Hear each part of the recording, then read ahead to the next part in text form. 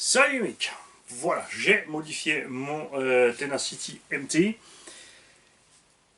Moteur d'origine 3800 kW, 36 par 60. Peut paraître un bon choix pour le poids du véhicule. Le problème c'est qu'ils n'ont pas changé la démultiplication. On a des roues plus grandes, on a un engin un peu plus lourd quand même que la version Desert Buggy, dans lequel ça chauffait parce qu'ils ont mis un pignon de 14 donc encore plus gros. Là-bas on pouvait descendre à 12 donc ça allait bien. Là on est déjà sur du 12 et vous l'avez vu sur les essais, tu veux partir doucement en Sauket. La Max est pas mal, on a déjà un peu plus que 60 en 2S.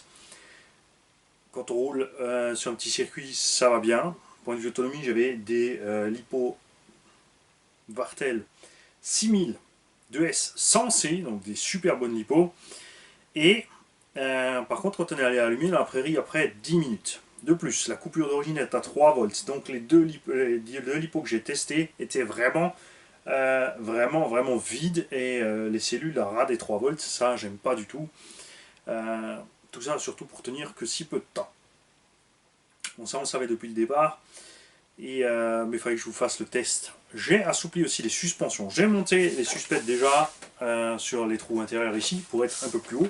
Parce que vous l'avez vu, le comportement sur la petite piste à bosse, on était bien, mais on était quand même un peu trop ras.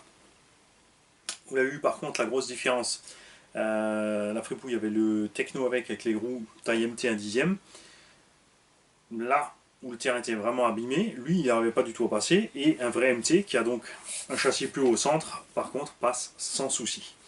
C'est pour ça que moi j'aime les MT. Après ça conduit un peu à part parce que justement le centre de gravité est plus haut. Si tu as un engin qui tient bien le pavé et que tu veux que mettre plein gaz dans une prairie, c'est pas la peine d'acheter un MT, tu te prends un truggy. La carreau, évidemment, s'est déchiré à 2-3 endroits, ça on le savait déjà depuis le début, c'est dommage. Moi j'aime bien le look de cette caisse, la carreau est chouette, c'est un bon mélange entre largeur, taille des pneus, carrosserie, c'est sympa. Mais définitivement carrosserie de trop faible qualité, et comme toujours, zéro protection sur les MT contre l'écrasement. On a pourtant la place dans le châssis ici pour mettre un petit arceau, c'est la chose que j'ai pas encore fait, tout simplement parce que je vais mettre une carreau incassable. Pour l'instant j'ai renforcé la benne avec du Lexan. Voilà ce qui se passe. Les huiles devant, on a de la 300 CST, réaction un peu plus molle, et derrière de la 200. On est plus vif. Quand la batterie est dedans, moi j'aime comme ce MT se comporte de cette façon là, pas comme il est sorti du carton. L'huile arrière est beaucoup trop raide, dès qu'on prend une ornière, t'as le cul qui repart, j'aime pas du tout. Moi j'aime bien, tu vois, quand tu le poses, il s'écrase, il remonte tranquillou, pas à fond, là évidemment il n'y a pas la batterie, et j'ai passé un moteur dedans 3660 2600 kW. On a donc 1200 kW de moins, et on est à garder le pignon de 12, ce qui fait que là en 3S, on a les perfs du 2S. Le mec me dirait, mais ça sert à rien alors, à 3S moi je vais rouler à 100, si je peux le faire en 2S pourquoi pas, parce que 10 minutes en 2S tout simplement. Là avec ce moteur en 3S, on a les perfs du 2S avec le moteur d'origine, mais on n'a pas de cogging, on a beaucoup plus de souplesse, on a une réaction bien plus agréable, vous l'avez vu sur mes commentaires lors du roulage.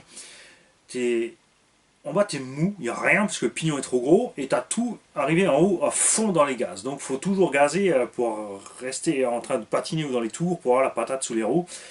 Moi, j'aime pas, c'est désagréable. Donc, on a déjà changé ça. Le punch pour l'instant est sur normal. On a monté le cut-off à 3-4 puisque le Vario Dynamite, c'est cool, il a toutes les fonctions réglables. Comme on roule en 3S avec plus faible KV, l'autonomie elle grimpe, ça c'est ce qu'on va tester. Moi j'ai juste fait un essai dans la rue. Point de vue patate c'est nettement mieux. On a laissé les diffs comme tonton les avait réglés parce que là on est très bien. L'engin est très agréable à conduire, il part sur deux roues, vraiment il faut le provoquer pour partir en wheeling. Et sinon il arrive à passer sa puissance au sol et c'est là l'avantage des MT en track, c'est un peu plus long. Et j'aime ça. Franchement c'est super sympa, on va aller le rouler encore et encore et encore parce qu'il me plaît. J'ai mis le cerveau 15 kg Arma dedans, waterproof, qu'une corne alu. La corne d'origine est pas mal, on a un insert en métal à l'intérieur, elle est assez balèze à ce niveau là. Par contre l'insert n'est pas sur le cerveau, tout simplement, c'est la raison pour laquelle j'ai changé la corne. Et on a la cellule arrière ici qui s'est déchirée. Et là j'ai constaté un truc rigolo, quand tu vas sur la référence, tu as les éclatés, tu as une référence sur le carter avant, sur l'arrière, machin, mais en fait c'est toute la même. Et quand tu commandes ton set de carter, tu reçois le carter de diff avant, arrière, le carter de transmission, le cache de transmission, ici je m'en suis fait un Lexan puisqu'on l'avait pas d'origine avec, enfin pas d'origine, tonton l'avait plus, et tu reçois le carter avant aussi avec. C'est assez marrant. Après le prix est plus que correct, on est à 13 € pour tout l'ensemble, donc c'est pas mal. Donc j'ai pris cet ensemble et j'ai pris un châssis aussi d'avance au cas où. Existe ce petit renfort ici en alu, vu que c'est la cellule qui a lâché, il servira pour bien à grand chose ce renfort alu. On verra ça. Donc dynamiquement déjà c'est clair, on a vu comme il était déjà pas mal. Là je le préfère clairement. Cet engin il est plus fait maintenant. J'espère qu'ils vont le ressortir. Peut-être qu'ils ne vont pas le ressortir. Peut-être qu'il n'a pas marché comme ils voulaient. Ils ne vont pas le refaire. Le fait est que effectivement ces fragilités de châssis là qu'on a vu sur certaines vidéos, Nabo qui m'ont fait les retours de ces problèmes de châssis, lui ont peut-être coûté la vie. J'espère que pas. Parce qu'avoir le châssis plus haut au centre, comme dit, c'est vraiment super sympa. Cet engin passe sans problème dans la forêt, on roule avec les X-Max et compagnie. Et ça c'est cool. J'aime vraiment ce type de construction. J'espère qu'ils ne vont pas aller à ses faiblesses et nous le ressortir. Donc il est un peu plus cher, il était un peu plus cher quand il était sorti, enfin tout début quand il était sorti en France c'était très cher, enfin beaucoup trop cher pour ce que c'est. Là les derniers temps on l'a vu à 3,60, 3,20, il y a des sites qui l'en ont encore. Et je dois dire que j'avais donc le Arma 3 et 100 mains, je préfère celui-ci, largement. La transmission est largement plus solide que la transmission Arma, les amortos sont de bien meilleure qualité. Il y a les biellettes en plastique pas réglables partout.